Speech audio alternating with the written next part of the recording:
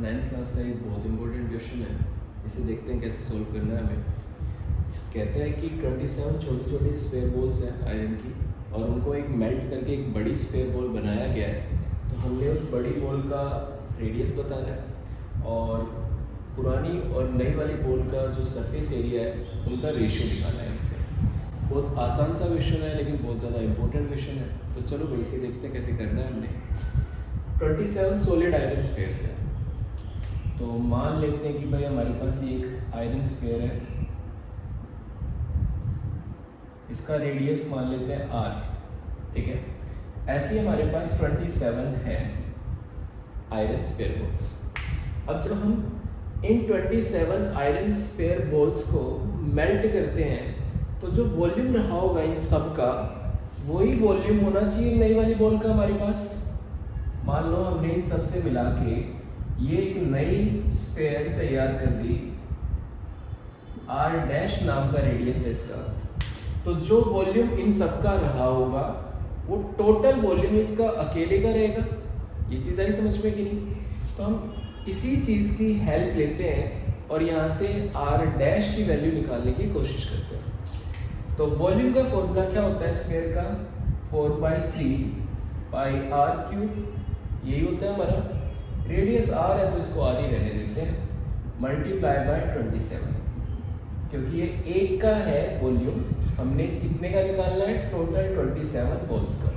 Clear है इतना? अब इसकी बात करते हैं। इसका फॉर्मूला हो जाएगा 4/3 पाई r डैश का क्यूब। ये चीज़ आई समझ में?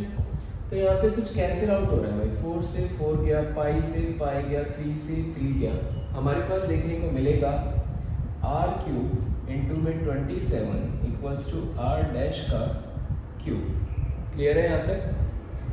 अब भाई ये r क्यूब है, इधर आके क्या बन जाएगा? क्यूब रूट बन जाएगा।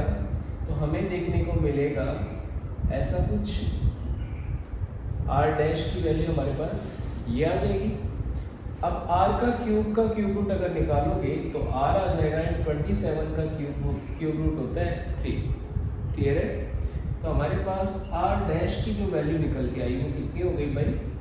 3r। यहाँ तक क्लियर है? तो हमारा जो फर्स्ट पार्ट था वो यहाँ तक कंप्लीट हो गया। फर्स्ट पार्ट में पूछा जा रहा था आपसे r1 की वैल्यू बताइए, तो ये है हमारे r1 की वैल्यू। क्लियर है? अब सेकंड पार्ट पे चलते हैं। सेकंड पार्ट क्या मांग रहा है आपसे कि भाई सरफेस एरिया बता दो इन दोनों का और उनका रेशियो बता दो। चलो भाई देखो, सेकंड पार्ट पे हमें क्या कहता है? s और s डैश का रेशियो निकालना है, यानी सरफेस एरिया पुराने वाली बॉल का नए वाले जो स्फीयर है उसके साथ रेशियो बताना है आपने।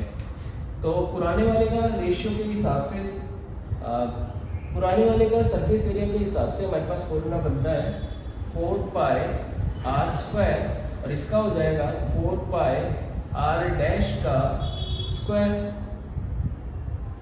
यहाँ तक क्लियर है? 4 पाई से 4 पाई गया तो हमें देखने को मिलेगा r square bye r dash का स्क्वायर, और r डैश की वैल्यू हमने निकाल रखी है यानी 3r। तो इसे प्लेस कर देते हैं यहाँ पे भाई 3r का होल स्क्वायर। तो हमारा आंसर हो गया r square by 9r square. तो s by s dash equals to हो गया 1/9, या हम ऐसा बोल सकते हैं s और s डैश का रेशियो हो गया 1:9। ये हमारा आंसर। बहुत ज़्यादा इंपॉर्टेंट क्वेश्चन है भाई, ये ऐसे हैंडल करना है आपने। ठीक है?